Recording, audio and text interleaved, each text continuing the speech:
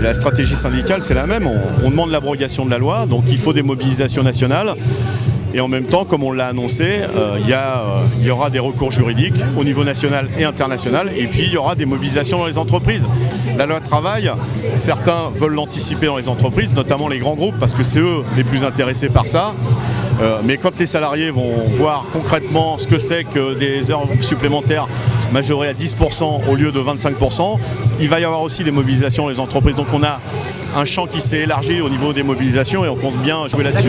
Le gouvernement a adopté la loi de façon la plus antidémocratique possible dans un pays comme la France, pays des droits de l'homme, où la démocratie, ça veut dire quelque chose. Quand on n'arrive pas à avoir la majorité, sa majorité qui est d'accord sur un texte, quand on a l'opinion publique contre soi, quand on a une majorité de syndicats, il faut revoir sa copie, c'est ce qu'on dit encore aujourd'hui. Cette mobilisation, elle est là pour dire, c'est pas un baroud d'honneur. Baroud d'honneur, ça voudrait dire quoi? Ça veut dire on mobilise aujourd'hui, après on rentre à la maison, on n'en parle plus. Non, on va continuer à traiter le dossier. On va continuer sur ce dossier. J'ai dit, ce sera le chewing-gum, ça va être le chewing-gum. Ça va continuer. Alors c'est pour montrer qu'on ne laisse pas tomber, que le dossier, il est toujours là. On était 7 la semaine dernière, on était 7 à Nantes, on était 7 à la fête de l'humain. Voilà, la loi a été promulguée, mais on peut, on l'avait déjà fait pour le CNE et on l'avait gagné à l'époque. Il y a à la fois des recours devant l'OIT qui sont en examen, des recours sur les directives européennes et des questions prioritaires de constitutionnalité. Donc c'est les 3 volets essentiels sur lesquels on travaille. Et si on fait ça, c'est avec l'espoir de gagner, au moins sur les points qui nous apparaissent les plus importants.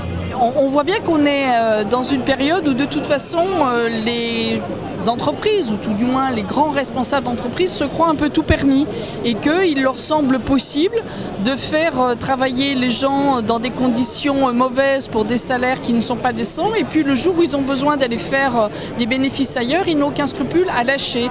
Et cela sans dialogue avec les organisations syndicales, sans préavis, etc. Donc ce qui montre bien que ce que nous dénonçons depuis des mois sur une loi travail qui recentrerait le lieu de décision sur l'entreprise fragilise beaucoup les salariés, puisque sur Alstom, si l'État n'intervient pas, Alstom s'en va et claque la porte sans ne rien dire à ses salariés. Et donc, bien évidemment, la démonstration qu'on fait depuis des mois, voilà, il ne faut pas laisser les salariés fragiles face à des responsables d'entreprise qui ont beaucoup de pouvoir, parce qu'ils ont déjà le pouvoir de l'argent. Et évidemment, ça, c'est pas possible. Donc, malheureusement, c'est la démonstration que nous avons raison sur ce problème de la hiérarchie des normes.